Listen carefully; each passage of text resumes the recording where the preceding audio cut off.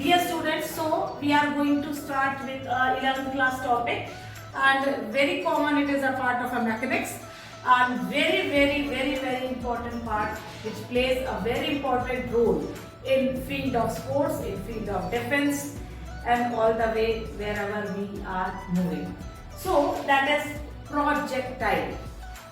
और बहुत लेटेस्ट आपको मैं इसका एग्जांपल देना चाहूंगी कि we have taken a gold in Olympics. उसका बेसिक फंडा जो था वो डिपेंड कर रहा था प्रोजेक्टाइल पे. सो ये आपको पढ़ना जरूरी है क्योंकि आपका long jump, high jump, discus throw, shot put throw, javelin throw, जितने भी थ्रो हैं वो सारे के सारे प्रोजेक्टाइल हैं. इतना ही नहीं, जो हम सैटेलाइट लॉन्च करते हैं स्पेस में, जो सैटेलाइट लॉन्च करते हैं स्पेस में, वो सारी जो सैटेलाइट्स होती हैं और जो सैटेलाइट ऑलरेडी रिवॉल्व कर रही हैं स्पेस में around planets, they all can be considered as an projectile. Projectile होता क्या है? एक सिंपल सी चीज है, हम एक पत्थर फेंकते हैं, just we will throw a stone in the air. जैसे हमने पत्थर फेंका तो ऐसा नहीं है कि वहीं जमीन पे गिर गया, वो थोड़ी there it moves in the air, थोड़ी देर तक वो हवा में चलता है और फिर वो अर्थ पर गिरता है. तो कभी आपने सोचा है कि आपने उसमें ऐसी कौन सी मशीन लगा रखी थी जिसके कारण वो हवा में इतनी देर तक था? हमने उसमें कोई प्रोपेलेंट पावर नहीं दिया है, कोई एक्सटर्नल फोर्स नहीं लगाया, वो सेल्फ मूव कर रहा है इन एयर. तो जब कोई भी body it is thrown in air initiated by initial velocity remains in air because of gravitational influence is called a projectile.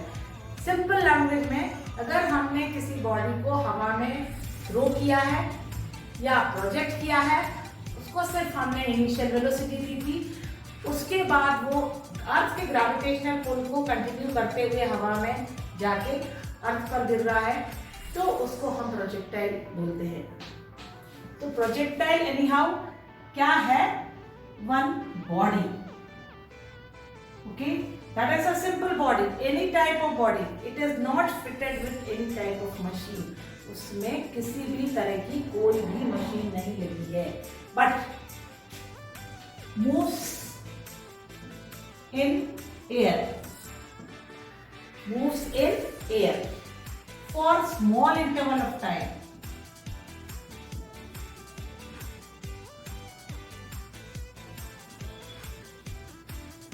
अब ये स्मॉल इंटरवल ऑफ टाइम है.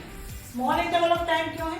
स्मॉल इंटरवल ऑफ टाइम इसलिए है क्योंकि हमने उसको वेलोसिटी कम दी है, क्योंकि हमने उसको वेलोसिटी कम दी है. Moves in for small interval of time in air.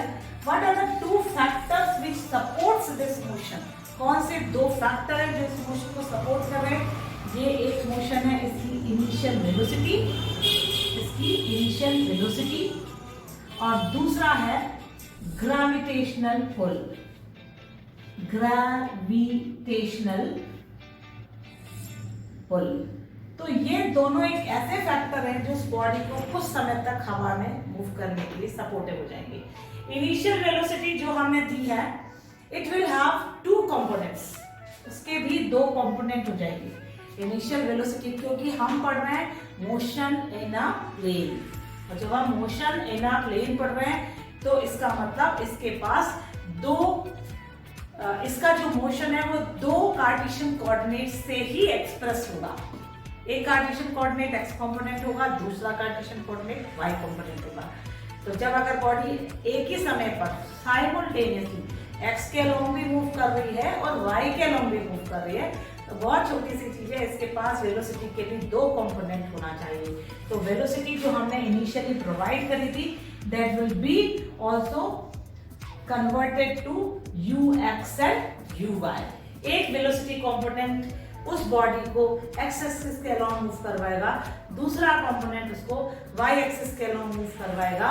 और जब हम किसी भी ओरिजिन से इस बॉडी की और कंडीशन या लोकेशन को पता करने की कोशिश करेंगे, फाइनली हमको एक्स और y के टर्म्स में इसकी पोजीशन लोकेट होगी. इसीलिए हम इसको बोलते हैं मोशन इन अ प्लेन. अब इसका जो x कंपोनेंट है, हम ये जो कंपोनेंट थे हमारे ux और uy, तो हमारे पास अब ये जो प्रोजेक्टाइल है इसमें जो ux कंपोनेंट है और uy कंपोनेंट है, मैंने आपको यहाँ बताया था कि दो कंपोनेंट वेलोसिटी के होंगे, दो डिस्प्लेसमेंट होंगे, एक x डिस्प्लेसमेंट होगा और एक y डिस्प्लेसमेंट होगा। तो ये दोनों x डिस्प्लेसमेंट और y डिस्प्लेसमेंट अलग अलग कैसे हो रहे हैं, तो उसका भी एक रीजन है। उसका रीजन ये है कि जो x कंपोनेंट है which totally depends upon ux, वो उसके लिए कौन सी कंडीशन सेटिस्फाई हो रही है, उसके लिए हमारी ग्रेविटेशनल पुल 0 हो रही है। ये आपको बहुत अच्छे से समझ में आना चाहिए। बॉडी तब तक ही हॉरिजॉन्टल मूव करेगी जब तक वो अर्थ के ग्रेविटेशनल पुल से बची है। जैसे ही उस पर अर्थ का ग्रेविटेशनल पुल डोमिनेट होना शुरू हो जाएगा, बॉडी ऑटोमेटिकली नीचे की तरफ टर्न होने लगेगी। तो ये हमारे पास हो जाएगा, this is uy is dependent on g, uy is dependent on g। तो हमारा जो प्रोजेक्टाइल मोशन है एक्चुअली वो एक ऐसा मोशन है जो कि मोशन इन अ प्लेन है, जिसके मोशन को एक्सप्रेस करने के लिए हमें x और y दोनों कंपोनेंट का यूज करना आवश्यक होता है। एट द सेम टाइम जो हमारी वेलोसिटी है जिससे हम उसको थ्रो करते हैं वो भी दो कंपोनेंट में टूट जाती है, एक हमारा x कंपोनेंट होता है और एक हमारा y कंपोनेंट होता है। और ux हमारा वेलोसिटी कंपोनेंट है जो उसको x एक्सिस के अलॉन्ग मूव करने के लिए प्रेरित करता है। At the same time uy वो कंपोनेंट है जो उसको y एक्सिस, जब हम ux और uy की वैल्यू कैलकुलेट करते हैं तो हमें फाइनली ये ध्यान रखना होगा कि जो ux कंपोनेंट है it will be independent of g और जो uy कंपोनेंट है it will be dependent on g।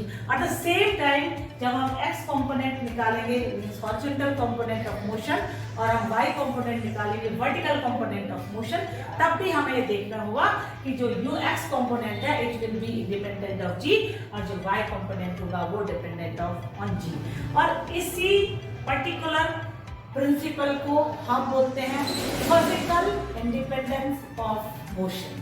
इसको हम क्या बोलते हैं? Physical independence of motion. ये हमारा प्रोजेक्टाइल मोशन है। इसका जो रिलेशन है एक्स और वाई के बीच में, जिसके लिए हम ट्रेजेक्टरी का एक इक्वेशन डेवलप करेंगे, that I will continue in next video. Thank you.